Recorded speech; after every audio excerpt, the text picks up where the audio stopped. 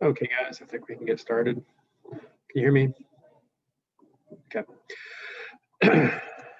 Won't need to keep you too long today, and I know you guys have a lot of work to do tonight. Lots of stuff going on, right? Kind of wrapping up the quarter. So vocab lesson 3, sections 1 through 4 due last night. We'll go over those in just a minute here. And then we got 3 things that we've known about for a while that are all due by tonight. Okay, so let's finish the week strong here.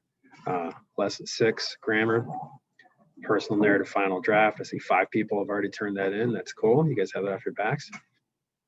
Please bring any last minute questions about requirements to class if you guys have any questions about that today. And then, of course, Romeo and Juliet, the shorter Act 4 study guide is due tonight. Short, but big things going on, obviously. Okay, so that's that. Let me come off the share here and let's go over the vocab. And then we'll see if anybody has any questions about the personal narrative. So we're on lesson 3. If you guys want to grab your books.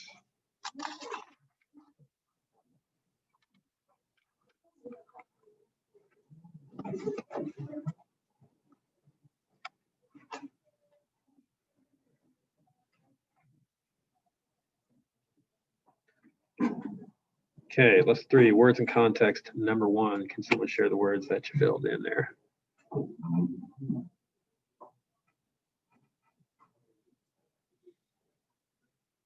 Looking for hands. Thank you, Alex. Go ahead. Edifice, ostentatious, animate, and delude. Good job. Edifice, ostentatious, animate, and delude. Number 2, someone else?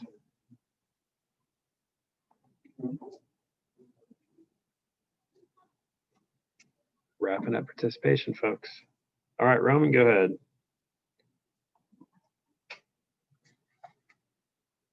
Still muted. Roman, still muted. There you go. It's okay. Allegorian. Egalitarian, yeah. Chastivist. Chauvinist. That's the right word, though. I didn't hear you.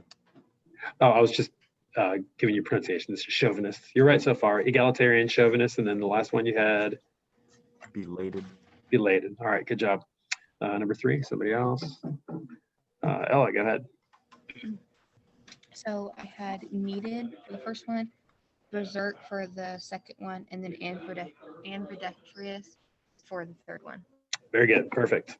All right. Sentence completion. Anybody have one they can share? Oh, got to let Lauren in here. Go ahead, Roman. Any of them are fine.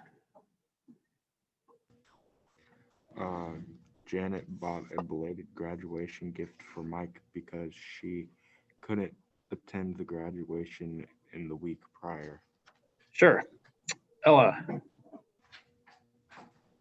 I put the soccer player needed her calf muscle because she had just gotten a cramp. Okay, good. Now you wouldn't say she needed it to kick hard, right? That's a different need. That's correct. Good job. Kaylee, haven't seen you a couple days. Welcome back. Go ahead. The ambidextrous pitcher could throw with both his left and right hand. There you go. Anybody else? Okay, moving right along here. Like I said, not going to keep you long. Roots, prefixes, and suffixes. Number 1, a alma mater would be the school that one attended. A matron would be a married woman for the most part. C, matrimony is the act of marriage. D, a microprocessor is a processing chip, basically.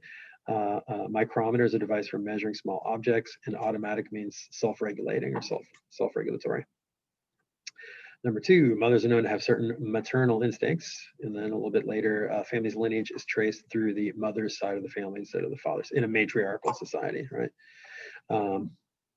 Number 3, cosmos meant world. Microcosm would be a small world. Microbes are so small or tiny that you need a microscope to see them. Some other words are tachometer, speedometer, barometer, automatic, autonomous, automobile, and things like that. Anybody have an inference from the last section there they want to share? Nothing today. Okay, let's quickly go back to screen share and just take one last look at the assignment that is due. Personal narrative, final draft.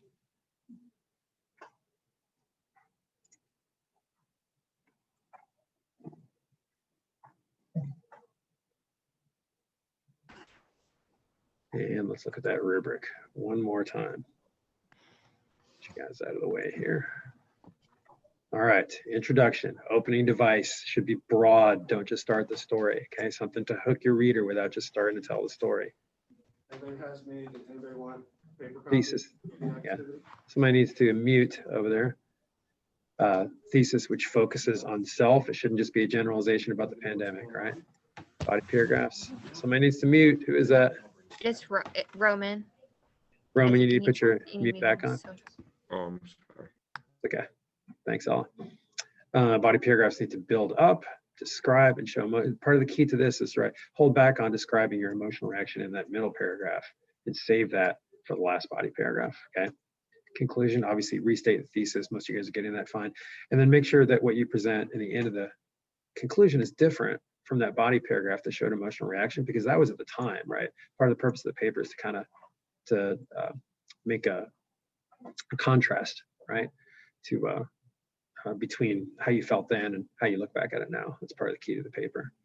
Okay, grammar, you want to try on everything, of course, but make an effort definitely to use complete sentences. Let's not have comma splices where you have a sentence, a comma, and another sentence. I see that a lot in 9th grade writing. Be careful with your punctuation and capitalization. Punctuation, especially around dialogue, and I gave you a handout on that. Try to get some dialogue in there.